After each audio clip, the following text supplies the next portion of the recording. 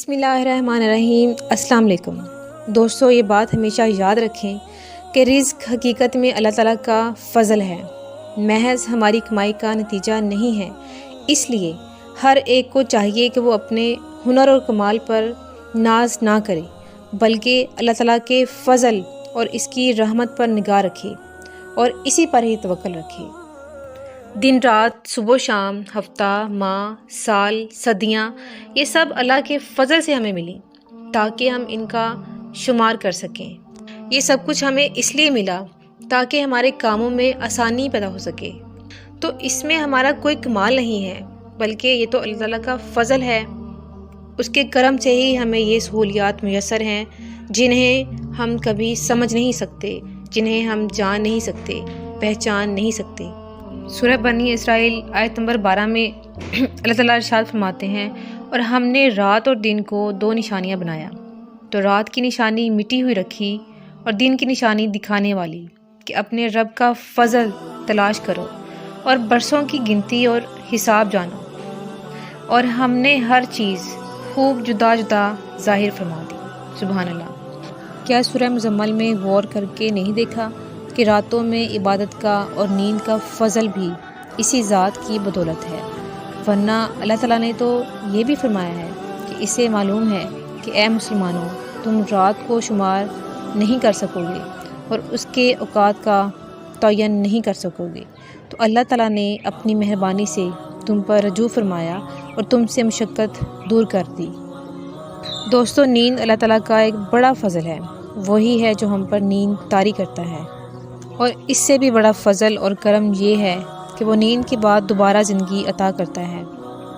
ہر نیند کے بعد ستھری بیداری اللہ کا بڑا کرم اور اس کی رحمت ہے، جس میں ہمارا کوئی کمال نہیں۔ ورنہ کون ہے جو ہم پر نیند لوٹا کر ہمیں سکون دے، ہماری تھکاوٹ کو دور کرے، ہماری بے چینیوں کو کم کر کے سکون میں بدل دے؟ کون ہے جو یہ رات بنا دے؟ کون ہے جو یہ دن بنا کر ہم پر رحم کر سکے؟ تو دوستو، کوئی نہیں سوائے اللہ کی ذات کے۔ سورہ روم آیت نمبر 23 میں اللہ تعالیٰ ارشاد فرماتے ہیں، اور اس کی نشانیوں میں سے ہے رات اور دن میں تمہارا سونا اور اس کا فضل تلاش کرنا، تو بے شک اس میں نشانیاں ہیں سننے والوں کے لیے۔ ایک بات ہمیشہ یاد رکھیں کہ دن رات، صبح و شام سب ہمارے لیے ہیں۔ اللہ تعالیٰ نے ہمیں کتنی نعمتوں سے نوازا ہے۔ یہ تمام نعمتیں اس لیے ہمیں عطا کی ہیں تاکہ ہم ان کا شکر ادا کر سکیں۔ اللہ تعالیٰ نے ہمیں ہاتھ پاؤں اس لیے دیے تاکہ ہم غور و فکر کر سکیں، ہم یہ راز سمجھ سکیں کہ بیکار رہنا، ہاتھ سے نہ کمانا اللہ تعالیٰ کو ناپسند ہے۔ تبھی تو ہم پر اپنا فضل کیا کہ ان کو استعمال میں لاتے ہوئے دنیا جہاں کے کام کر سکتے ہیں اور اس ذات کا شکر ادا کر سکتے ہیں۔ وہی ذات ہے جس نے بولنے کی طاقت، دیکھنے کی طاقت اور سننے کی طاقت عطا فرمائی اور تدبر و فکر کی صلاحیت عطا فرمائی۔ یہ سب اللہ کے فضل سے ہے، اس میں ہمارا کوئی کمال نہیں، ہمارا کوئی کردار نہیں۔ سورہ ملک آیت نمبر 23 میں اللہ تعالیٰ یوں فرماتے ہیں، تم فرماؤ وہی ہے جس نے تمہیں پیدا کیا اور تمہارے لیے کان اور آنکھ اور دل بنائے، تو تم کتنا کم شکر ادا کرتے ہو۔ تو دوستو، دیکھا جائے تو اس میں اللہ تعالیٰ کی رحمت اور اس کی نعمتوں کا راز پوشیدہ ہے۔ اور اصل بات تو یہ ہے کہ ہمیں محنت اور مشقت کرنے اور سوچ و بچار کرنے، ایکسپلور کرنے کی تلقین کی گئی ہے۔ ہمیں اس کا فضل تلاش کرنے کی طرف اشارہ کیا گیا ہے۔ کاش کہ ہم جان سکیں، اس راز کو سمجھ سکیں۔ بادلوں سے پانی کا برسانا، سمندروں سے ہماری پیاس کا بجھانا، ہواؤں کا ہمارے لیے مسخر کرنا، موسموں کو ہمارے لیے تابع کر دینا، پھلوں میں ذائقے بنا کر، پھولوں کو رنگوں سے سجا کر، ان میں بکھری فضاؤں کو خوشبو بنا کر، پرندوں کی بولیوں میں نغموں کو سجا کر، پتوں کے رقص کو شاخوں پر لا کر، سیاہ فلک کی بزم کو ستاروں سے سجا کر، اندھیری بدلیوں میں روشن آفتاب چمکا کر، ٹھٹھرتی سرد مٹی کو سورج کی تپش دلا کر، اس کی موت سے اسے زندگی دلا کر، دریاؤں میں اپنے فضل سے کشتیاں چلا کر، چلتے مسافر کے لیے سائباں بنا کر اور شجر کے سائے پھیلا کر، وہ میرا رب ہے جو اپنے فضل اور رحمت سے اس کائنات کا سارا نظام چلا رہا ہے۔ جس میں ہمارا کوئی اپنا کمال نہیں، یہ سب ہمارے فائدے کے لیے بنایا گیا تاکہ اس کی رحمت کو تلاش کر سکیں، اس ذات کو پہچان سکیں۔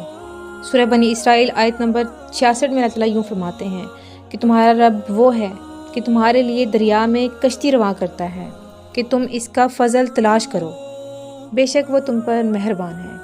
سبحان اللہ، بے شک یہ اللہ کا ہی کرم ہے، یہ اس کی ہی مہربانی ہے کہ یہ جو کھیتیاں سبزہ روزی کماتے ہیں، اس میں ہمارا اپنا تو کردار ہے نہیں، ہم صرف محنت کرتے ہیں، اور یہ بھی ہم پر اللہ ہی کا فضل ہے کہ جب ہم بیج بوتے ہیں، فصلیں اگاتے ہیں، دانوں کی بالیاں لگاتے ہیں، پھلوں اور روزی سے اپنا رزق کماتے ہیں، تو یہ سب اس کی رحمت اور اس کے فضل کا نتیجہ ہے۔ ورنہ اگر وہ ذات چاہے تو ہمارے باغوں کو جلا کر راکھ کر دے، ہماری کھیتیوں کو زمین میں دھنسا دے، اس کے پانی کو خشک کرا دے، تو پھر کون ہے جو ہم تک روزی پہنچا دے؟ سورہ کہف آیت نمبر 41 میں اللہ تعالیٰ یوں ارشاد فرماتے ہیں، یا اس کا پانی زمین میں دھنس جائے تو پھر تو اسے ہرگز تلاش نہ کر سکو۔ سورہ ملک میں بھی غور کر کے دیکھیں تو ہمیں پتہ چلے گا کہ اللہ تعالیٰ یہاں بھی یہ ارشاد فرما رہے ہیں، تم فرما دو بھلا دیکھو اگر صبح کو تمہارا پانی زمین میں دھنس جائے تو کون ہے جو تمہیں پانی لا دے، نگاہ کے سامنے بہتا ہوا۔ تو جی ہاں بالکل دوستو، اگر وہ ذات ہم سے روزی روک لے، بارش یا دھوپ چھین لے، تو بتائیں کون ہے جو ہمیں روزی دے، جو ہمیں زندگی دے، جو ہمیں طاقت دے؟ جی ہاں، وہ ذات اللہ تعالیٰ ہی کی ہے کہ وہی ہے جس نے زمین کو مناسب طور پر نرم فرمایا ہے کہ اس میں کنویں کھودنا، چشمے جاری کرنا، نہریں بنانا، مکانات اور عمارتیں تعمیر کرنا، کھیتی باڑی کرنا اور باغبانی کرنا ممکن بنایا۔ ورنہ اگر اس زمین کو پتھر کی طرح بنا دیتا، یا لوہے کی طرح، سونے کی طرح یا پیتل کی طرح، تو سوچیں گرمیوں میں انتہائی گرم اور سردیوں میں انتہائی ٹھنڈا ہو جاتا، اور ہمارا تو زمین پر چلنا ہی دشوار ہو جاتا۔ اور اگر پانی کی طرح نرم بنا دیتا تو کوئی چیز اس پر ٹھہر ہی نہ سکتی تھی، اور یوں زمین پر زندگی گزارنا دشوار ہی نہیں بلکہ ناممکن ہو جاتی۔ تو یہ اللہ کا بڑا احسان ہے کہ اس نے زمین کو ایسا بنایا کہ اس سے نفع حاصل کیا جا سکے۔ یہ اللہ کا ہی احسان ہے کہ اس نے ہمارے لیے زمین کو نرم بنا دیا اور اس میں ہوائیں چلا دیں، کیونکہ اللہ تعالیٰ کی قدرت کی نشانیوں میں سے ہے کہ وہ بارش اور پیداوار کی کثرت کی خوشخبری دیتی ہوئی ہوائیں بھیجتا ہے، اور وہ اس لیے ہوائیں بھیجتا ہے تاکہ وہ اپنی رحمت یعنی بارشوں کا مزہ چکھائے، اور وہ اس لیے ہوائیں بھیجتا ہے تاکہ اس کے حکم سے دریا میں کشتی چلے، تم سمندری سفر کے ذریعے اس کا فضل یعنی رزق تلاش کر سکو، تاکہ اللہ کی نعمتوں کا حق مان سکو اور شکر گزاری کر سکو اور اس کے شکر گزار بندے بن سکو۔